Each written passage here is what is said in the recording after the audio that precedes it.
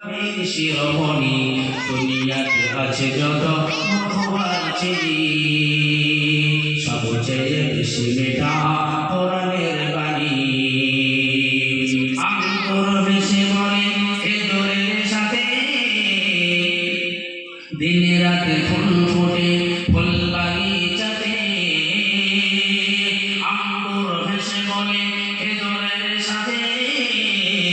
দিনে রাতে ফুল ফোটে ফুল বাগিচাতে যত ফল ফলে গাছে কম বেশি মজা আছে কোরআনের মজা তাজা ফলে জ্ঞানী গুণী দুনিয়াতে আছে যত মধুর চিনি সবচেয়ে বেশি মেঠা কোরআনের বাণী জোরে বলুন না সুবহানাল্লাহ নারে তাকবীর আওয়াজ দিন নারে তাকবীর আল্লাহু মুসলমান ভাইরা এটা কোনদিন পুরাতন হবে না আর এটা কিয়ামত পর্যন্ত কেউ বানাতে পারবে না তিনটি জায়গায় বলেছেন দুটি জায়গায় শুনে একটা হলো এক পাড়ায় দ্বিতীয়টি হলো 11 পাড়ায় আর তৃতীয়টি হলো 15 পাড়ায় আল্লাহ পাক বলেন কুল্লাহি জিতামাআতিল ইনসু ওয়াল জিন্নু আলা আন ইয়াতু বিমিসলি হাযাল কুরআন লা ইয়াতুনা বিমিসলিহি ওয়ালাউ কানা বা'দুহুম লিবা'দিন যাহীরা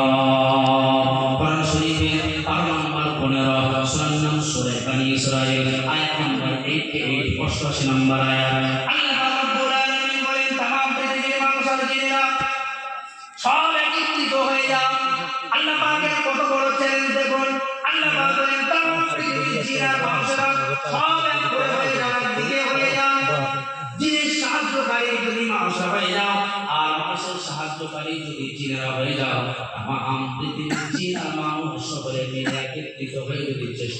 প্রচেষ্টা চালাও আমি যে কোরআন অবতীর্ণ করেছি এই কোরআনের মতো করে ছোট্ট একটি সূরা তোমরা কেউ বানাতে পারবে না জোরে বলুন না সুবহানাল্লাহ